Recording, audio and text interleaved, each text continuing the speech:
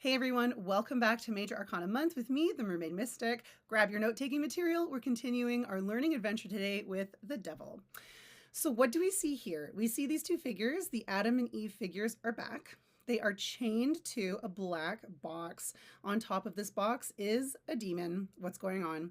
So firstly, in the Devil shows up, essentially it's for shadow work.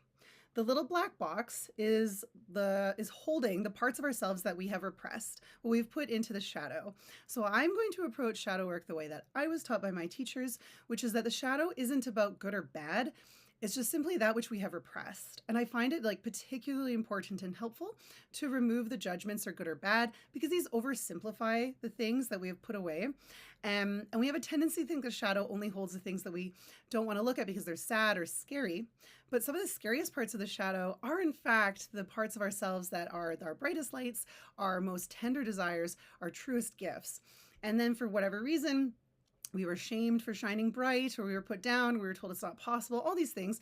We put those really true parts of ourselves aside in the shadow, and those are actually particularly scary to look at. So whatever could be in the shadow, whatever is in this box, it's whatever you don't want to look at. It's those bits in the shadow, whether it's your truest self or your dreams that you're too scared to admit that you've been hiding, or you feel too vulnerable to bring them up. Remember, these figures are naked, which does indicate a feeling of vulnerability, but it could also be the painful memories, right? Whatever it is, stuff from childhood, if we were bullied, sorrow, grief, mistakes we've made. It can be anything under the umbrella of the shadow. So just that which we have, we're not aware of because we've repressed it. We've put it in a way. We're not conscious of it. So one of the questions we have to ask ourselves is we have to look in that box, because it is the box that is keeping us chained. So the Devil here, we can see that these figures, we have a grape tail, which kind of suggests wine. We have this fire here, which suggests lust in these cards. So these cards this is where we are turning to behaviors or habits to help us either numb or distract from what's in the box. So, and that's to varying degrees. So that's why sometimes the Devil can indicate addictions. But remember, addictions is a pretty broad, it could be many things. So our mind has a tendency to go to drugs or alcohol, but it could be work, it could be the phone, it could be food. There's so many different things. It also doesn't have to be as extreme as addictions. It could also just be anything that we're using to kind of numb or distract from what we need to look at in the box. And when the Devil comes up, we're ready to look in the box. It's time to look in the box. So here is our Devil who is guiding our choices. And this is where this gets really cool.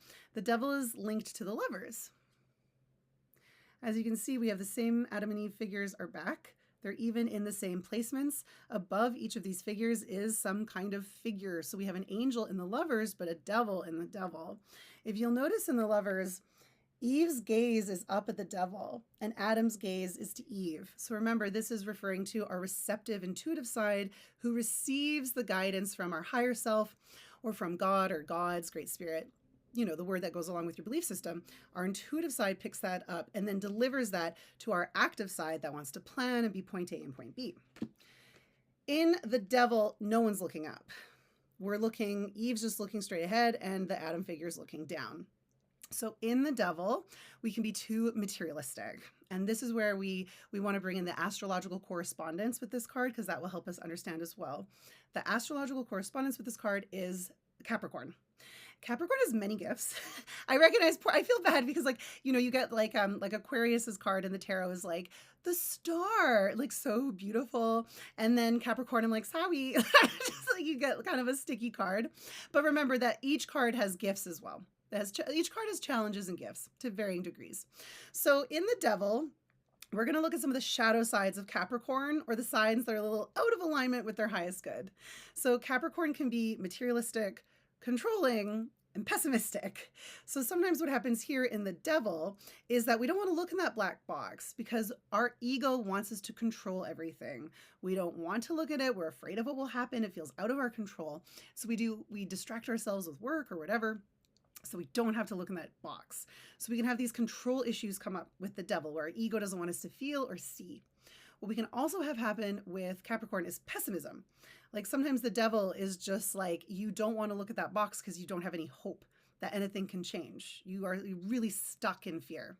We also then have Capricorn, that stubborn element. Cap is an earth sign. Earth signs and fixed signs can all be quite stubborn. And then also with Capricorn, Capricorn really cares about their reputation or how they're seen. They can be shallow and materialistic. They can kind of be greedy. So the other thing with the devil here that we may in fact have to explore is that we might be ruled by materialism. And this is not at all to say, like, notice how, like, the grapes here, we're going to see grapes or wine and other cards that have really positive connotations with them, like the Nine of Pentacles, for example. The King of Pentacles has grapes all over his robe. These cards would indicate a healthy relationship with this, with like wine or turning grapes into wine, so you have both nourishment and abundance. So this isn't to say that like grapes or wine are bad. It's just that in this context, they're likely being used in a way that is not in our highest good. So that's where we're going to have some too much emphasis on the material, on lacking of spirit. So that's why this would be more likely lust and not love. And now and once again, this is not to shame lust, but it is just that the way that it is happening in the devil is more of a distraction or a numbing technique. So we're not looking inside this box, which is the thing that's going to set us free.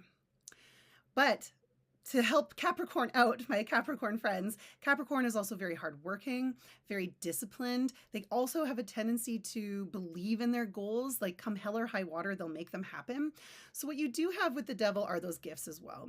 So if you find yourself avoiding the tender parts of yourself you don't want to look at, if you find yourself with some habits, particularly any material habits that you're like, these no longer feel good, distracting myself is not working, numbing myself is not working, it's causing havoc in my relationships, or I'm not moving ahead in my life, whatever, know that you also have the Capricorn strengths of hard work, of discipline. Like that discipline, like Capricorn can do anything. So just know in the devil, even if you feel like you are lacking in discipline, you also have the gifts of Capricorn that will help you be disciplined enough to look in the box and make the changes you need to make to be free of whatever it is that you're avoiding. Really, at the heart of these two cards, the Lovers is we're guided by love, and the Devil is we're guided by fear. Those are them at their most simplistic roots. Of course, there's more to it than that, which is why I've been talking more about them. But that's that, my friends. So in the devil, really remember it's shadow work and always non-judgment. This is one of the great gifts of tarot, is that when we're in a reading, we're seen. And one of the things we need the most when we're healing or making changes is to be seen and not judged.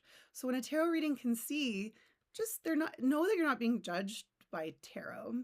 And if you can give yourself a reading and not judge yourself, you're giving yourself a mighty gift. If you're giving a reading to someone else and you can hold space for them to be seen with whatever it is they're struggling with here, because this is a card of struggle, then you're giving them a great gift. So just remember, we're not judging.